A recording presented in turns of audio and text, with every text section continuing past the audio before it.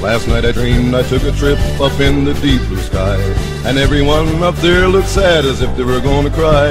And then I asked a gentleman who was trying not to weep, but we're having court for them two boys who stole that Martha's sheep.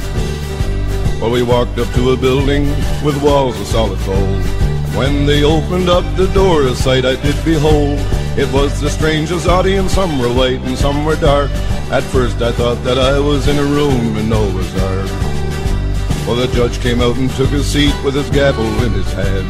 He hit the table, then he roared, "Witness on the stand." Then I saw the strangest thing, it almost made me laugh, for up there in the witness stand was the old cow and her calf. She started telling her story about that fatal night. I heard somebody coming, and then I saw the light. As they were getting closer, well, I could hear them laugh, and all at once I realized they were out to steal my calf.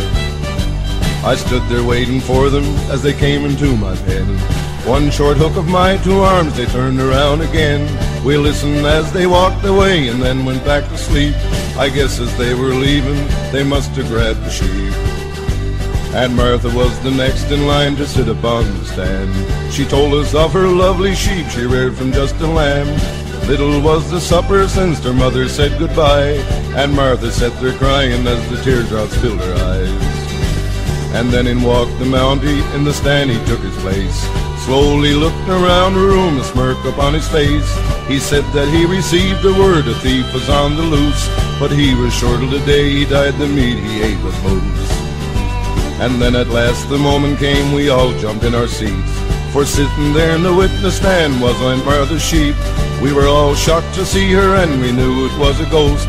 We thought of the meat the Mountie did eat and the piece we had to roast. And then she told a story, it almost broke my heart.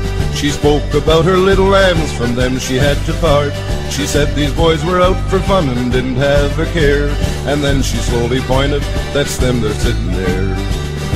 Well, the judge rose up from his seat with sorrow in his eyes. At first he looked at Aunt Martha, and then he looked at the boys. What makes men do things like this, I'm sure I'll never know.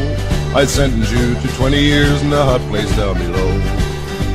To any of you who heard this song and you plan to steal a sheep, I suggest you go out to the store and buy yourself some meat. For you may fool the Mountie and you can tell a lie, but you'll have to face the charges in the courtroom in the sky.